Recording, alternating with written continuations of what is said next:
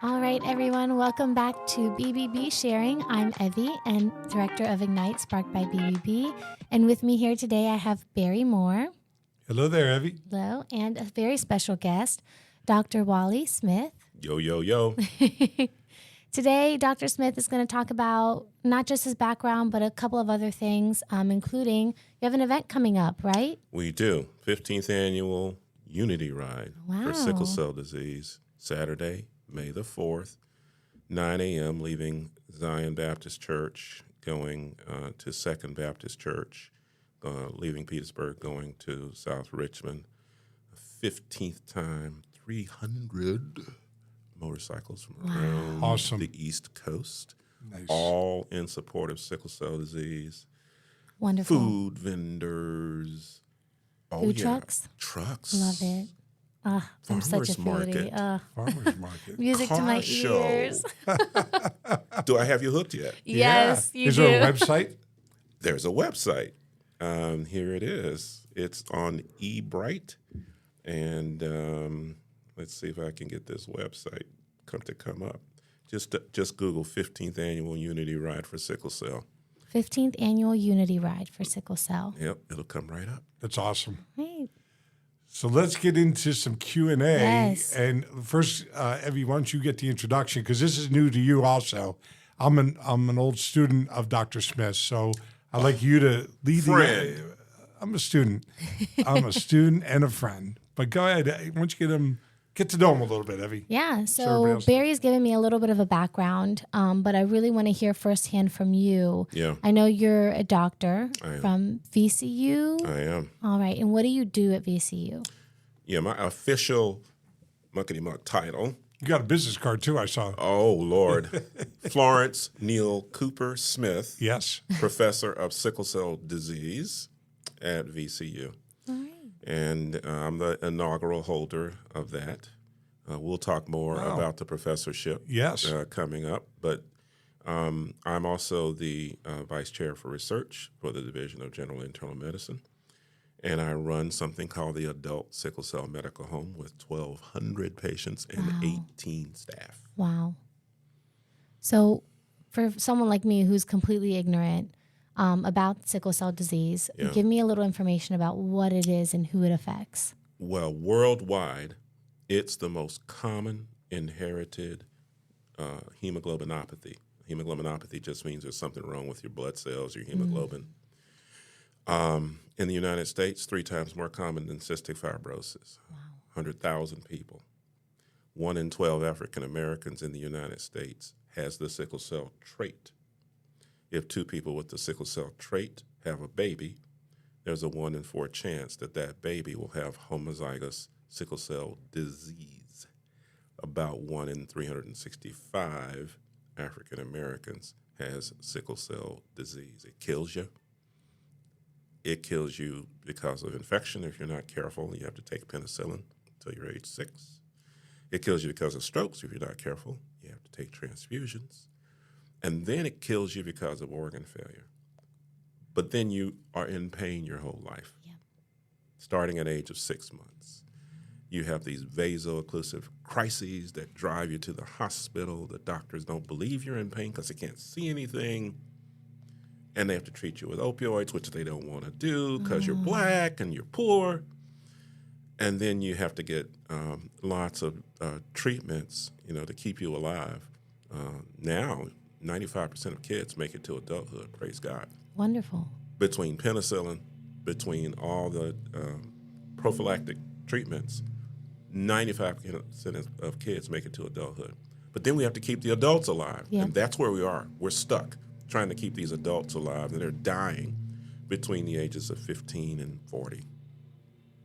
Now, your research, what kind of research are you doing now to help with that? Yeah, we have taken on everything from curing the disease down to taking care of mama and daddy and housing and social needs. We're a full-service home, medical home. So, give you an example. We have one of the first people to ever get a gene therapy, which is a complete cure. Wow. That was at VCU, one of 33 people to get that particular gene therapy. There's 2 types of gene therapy. He got one of the 2 types. Bone marrow transplantation, several patients who've been cured that way. We have 4 drugs, and we give all 4 drugs to anybody who is eligible and would like to.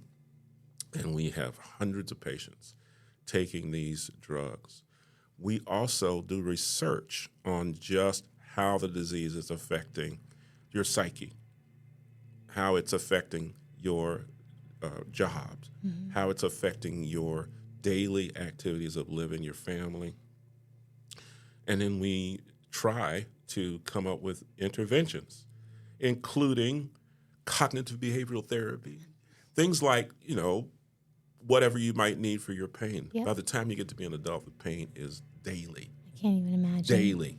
30% of patients, every day they're in pain. Over half of adults have pain over half of their days. So it is a disease of chronic pain. Yep. More kind of like fibromyalgia by the time you get to be an adult than it is just plain old vaso-occlusive crises, which is what the doctors know about. And until recently, our research was the first to show this. Until recently, the doctors thought, okay, that's the only thing they come into the hospital for is pain. And when they're not in the hospital, they're not in pain. Oh. Wrong. They're in pain all the time. Yeah, they can't be there every day. We did daily diaries, 308 patients, 29,000 diaries. We proved they're in pain all the time. So I tell people about you. So let's go back to when I met you was Shirley Johnson came and talked to me about it. And I struggled because I'm a white male and I wanted to understand why I should care. Well, I was just asking that question to see her response. Yeah. I think that this town, this country, the world should look at every human being, regardless of color or what affects who. We're all human beings, right? We're all children of God. And the pain these people are in, I care about. Yeah. So we did the event with the Steelers with James Ferrier. That was and fun. Ryan Clark.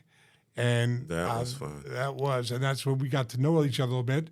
Been to Virginia State with you. I've had you talk here and there. I think we did Showcase Richmond way back when. We did. On TV. And so this is a city that you're at a state institution, right? Yeah. VCU. We are lucky to have you. And it's not because you're sitting here. I tell people you're world renowned. I think around the world you're known. Yep. But your research has mattered. Your career has made a difference. Yeah. But what's wrong? When I come back to Richmond 2 years ago, I'm at the Better Business Bureau, and what is wrong with this town that we have not raised? We wanted to raise how much with the foundation? We need $1 million. Period. Yes. That's a drop in a bucket. We know that. It is a drop in the bucket. For one person. One person could give $1 million. Yes, today. One person has given $1 million to VCU in the past. 8 to be exact. Excuse me, $104 million for liver disease to be exact. One person did that. So yes, we need $1 million. And sickle cell disease is not cute. No, it's not. Sickle cell disease is not a disease of the people in power. Sickle cell disease. That's not accurate, though. Be careful, because the world's changing. Okay. I'm going to call you out on that. Call me out. Who is running the delegation? Okay. Who's the president of the United States? Keep going. Yeah. Okay. It should be everybody. Let's face it. It's 2024. Okay. 2018, I would have believed you. All right. And I believe you always. Okay, 6 years ago, I was right. Yeah. Not that this, you're a lot smarter than me, but all I want you to do is get $1 million. I'm saying statistically speaking. Yeah, I get it. And you're right. People with sickle cell disease don't have power. That's correct. Versus people with cystic fibrosis, cancer, hemophilia. Shall I keep going? No. HIV. Right? HIV, yeah. So we're sucking the hind teat. Yep. That's an old farmer's thing. If you don't understand that, get your book open. Yeah. And we are needing to get to the front of the bus. We're at the back of the bus. I so agree. And it was that, what does that $1 million do? Because it doesn't cure anything. No. Or what does it do? No. That's critical to our society. It established. We have the right mayor right now. Oh. Right? Oh. Is he done a spot for you yet? No. Boy, he would be a great one. He's done Alzheimer's. He's got a very good speech about So Alzheimer's. 'cause you're his playing grandmother- into my little bias. Okay. Okay. And I like him. Yeah. Howard University and the New York Times did a poll. 37% of African Americans don't know that sickle cell disease is inherited. So it's In the called United education. States. Really? Yeah, That's a problem. that's a problem. So we have a lot of education to do and awareness to do, even though the National Sickle Cell Disease Control Act was passed in 1972 to combat these problems and to get the education out. What year was that? 1972. Evie wasn't even born. Right. Nixon. Watergate. Think about what's happened. Even though that happened, and Florence Neal Cooper Smith, for whom my professorship is named, Yes. had one of the first 19 educational programs in the country, going to churches and schools and colleges and explaining what sickle cell disease was and screening. Even though all that's happened, people now think it's cured. People think this gone away. And so it's gotten quiet. And the incidence of sickle cell disease is going up. And yes, you make it to adulthood, but the mortality rates are going up among adults. We have a real public health problem on our hands.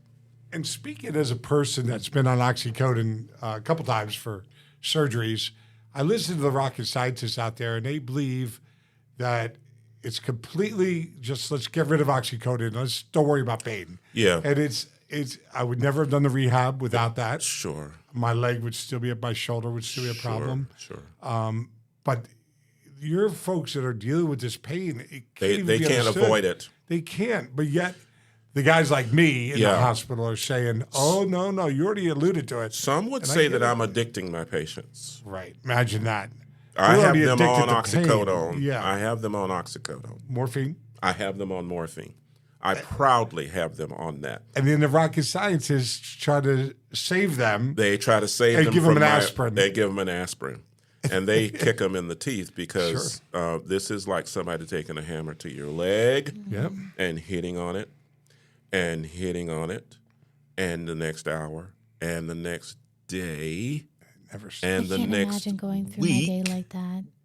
You're still getting hit by the hammer. So what are we doing when the kids are born now? Well, the first thing we do- because you surprised me on this. Well, the first thing we do is we screen them to make sure they're not going to have a stroke, and we start them on penicillin. And if they have a stroke, Barry, we put them on the road to a transplant because their life's going to be miserable. Right.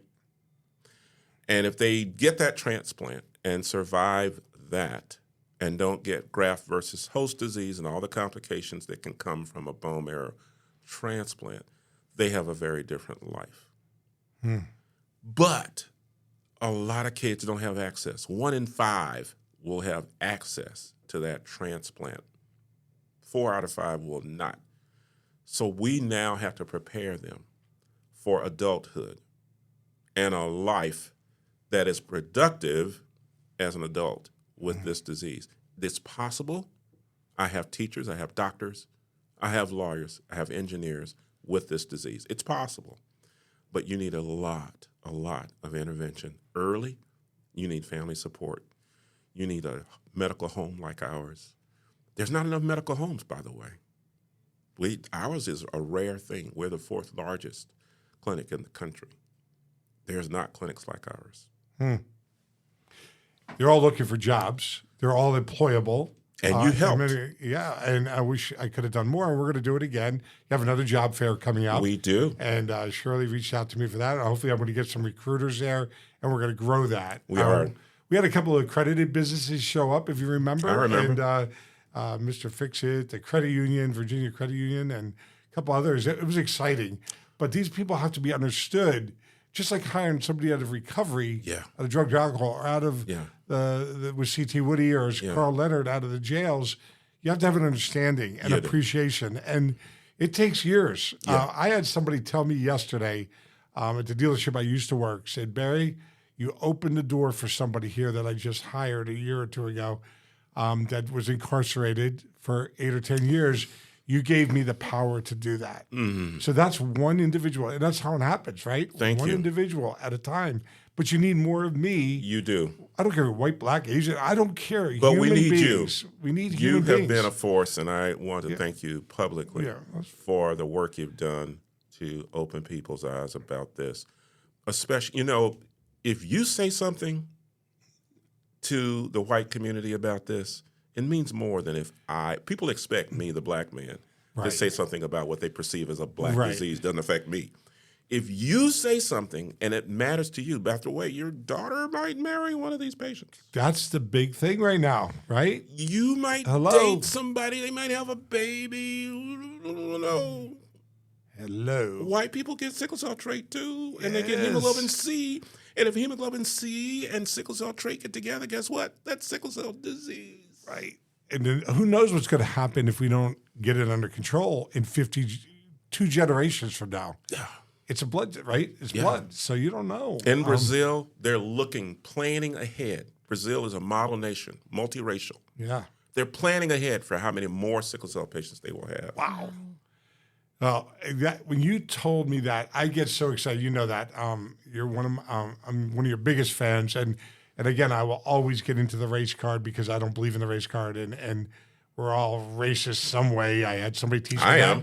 I'll admit that. At Seton Hall. I teach about that. Yes. We are all racist. Every human being. Admit that we have prejudices. I'm Greek, and I always tell people they're the nicest racist people you're ever going to meet. Okay. Italians. Come on. And if we would the narrative would stop. We wouldn't have divisiveness if we all just say, hey, I admit it. I don't know where it is, but it's in me. It is. I don't know why, but I'm on a journey, by the way. Yes, go ahead. I'm on a journey. Take me with you. I'm on a perspective-taking journey. Okay. There's a test called the IDI that tells you where you stand on the journey. Really? Oh, yeah, $30. Go on. The Intercultural Developmental Inventory will tell you where you are on your journey. Wow. Really? Yes. Well, we're going to share that out. Yeah. BBB. We're going to get them on a podcast with Eddie at this Ignite Center. But, all right, we're at about 18 minutes, and so people don't listen past 10. That's true. So 144 characters on Twitter. There's a reason. I get it. I get it. We're going to give you the opportunity to wrap up anything that you think is critical. Well, I want to say to every person, I used to say every black person. Right, every human I now being. say every person, know your status. You might have C trait, Greek ma'am. You may have sickle cell. You may have C trait. And if you got somebody with sickle cell trait and you have a baby with them and they have hemoglobin SC, they have sickle cell disease. You may have thalassemia, Miss Greek person. Everybody should know their status. Say this with me. Hemoglobin. Hemoglobin. Electrophoresis. Electrophoresis. One more time. Hemoglobin. Hemoglobin. Electrophoresis. Electrophoresis. You should get one of those from your doctor. Wow. That easy. That's my public health message. And my fundraising message is consider sickle cell disease the way you would the St. Jude's of the world. Give that way. Talk about Florence real quick. Sorry, I was going to cut you off. Florence is 93. She's had a stroke. We want to get this $1 million before she passes away. Thank you. That's what I wanted to hear you say, because I'm with you. I'm needing $1 million. 1972. She gave herself a pledge that she would get $1 million before she died. Now she's had a stroke. We need to get the money. And that's going through your foundation? It is the MCV Foundation. Just Google MCV Foundation /sickle cell. It'll come right up. And we're going to put them on a podcast too and share them out, the news and everything, and how people can help. But I would hope by the end of May of 2024, we can hit $1 million. That'd be nice. And all the statues down, all the TV shows, all the problems we're identifying, we can make a difference at $1 million. This is not hypothetical. That maybe we'll get along better. You could come to the ride. Donating to the ride is donating to the professorship. There you go. Okay, good. So Evie's going to take us home, as she always does, and we're on the web. Say hello to the owl. Have you ever seen this? Hey. This is your radio voice with your TV face. Yes, I need a job doing voiceovers. Thank you. Go ahead, Evie. Thank you, everyone, for listening to BBB Sharing. I'm Evie, Director of Ignite, sparked by BBB. And today I had my wonderful guest, Dr. Wally Smith. Please make sure to listen and donate and do anything you can help so we can make a difference in our communities with sickle cell disease. Thank you. That's awesome. Let's get 100 new friends for Dr. Wally Smith on LinkedIn today. Today. Let's make it happen because it matters. Thank you.